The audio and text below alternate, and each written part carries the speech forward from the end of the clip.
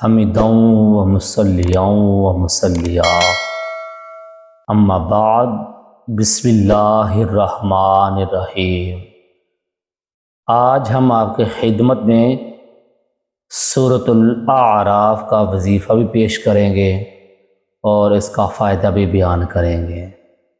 سب سے پہلے اعراف کا لغوی معنی، یہ لفظ عرف سے بنا ہے، اس کا معنی بلندی ہے اور اس کا معنی جاننا بھی ہے، پہچاننا بھی ہے۔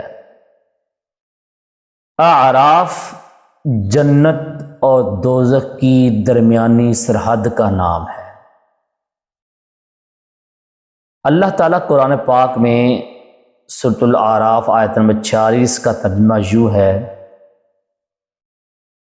جنتیوں اور جہنمیوں کے درمیان ایک حجاب ہے، حجاب کہتے ہیں پردے کو، اور اعراف پر کچھ مرد ہوں گے جو جنتیوں اور دوزخیوں میں سے ہر ایک کو ان کی علامت سے پہچان لیں گے، اور وہ جنتیوں کو پکار کر کہیں گے تم پر سلامتی ہو۔ وہ اصحاب اعراف جنت میں داخل نہیں ہوں گے اور وہ اس کے امیدوار ہوں گے۔ اس کے علاوہ میرے کریم آقا صلی اللہ علیہ وآلہ وسلم کا پیارے صحابی جو بیان کرتے ہیں، حضرت حذیفہ رضی اللہ تعالی عنہ نے فرمایا، اصحاب اعراف وہ لوگ ہیں جن کی نیکیاں بھی ہوں اور گناہ بھی ہوں، ان کے گناہ ان کو جنت سے روک دیں اور ان کی نیکیاں ان کو دوزخ سے روک لیں۔ وہ اسی حالت میں رہیں گے حتیٰ کہ اللہ اپنے مخلوق کے درمیان فیصلہ فرما دے گا، پھر ان کے درمیان اپنا حکم اللہ جاری فرمائے گا۔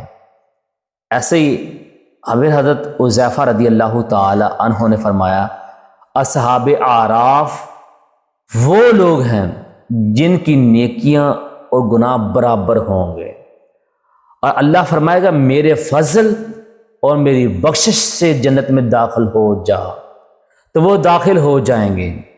تم پر آج نہ کوئی غم ہوگا نہ کوئی خوف ہوگا۔ تو حضرت عائشہ رضی اللہ تعالی عنہا بیان کرتی ہے کہ مغرب کی نماز میں آقا صلی اللہ علیہ وآلہ وسلم نے سورۃ الاعراف کو پڑھا اور اس کو 2 رکعتوں میں تقسیم کیا۔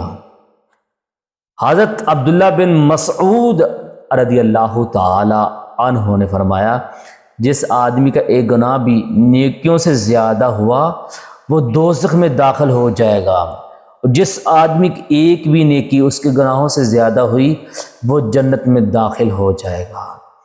میرے بھائی، یہ سورۃ اعراف کو ہمیں چاہیے ہر روز 1 مرتبہ اس کی تلاوت کی جائے۔ جو آدمی سورۃ اعراف کو پڑھے تو قیامت کے دن اس کا ہاتھ جناب آدم علیہ السلام کے ہاتھ میں ہوگا۔ اگر وہ سفر میں اس کا نقش اپنے پاس رکھے، نقش رکھ لے یا اس صورت کو اپنے پاس رکھے، تو تمام آفات سے اللہ تعالیٰ اس کو امن میں رکھے گا۔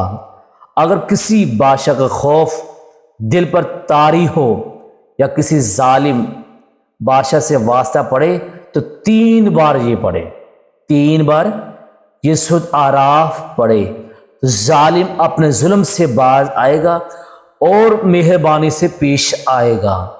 اللہ کی بارگاہ میں دعا ہے کہ آپ کو بھی مجھے بھی اس پر عمل کرنے کی توفیق عطا فرمائے۔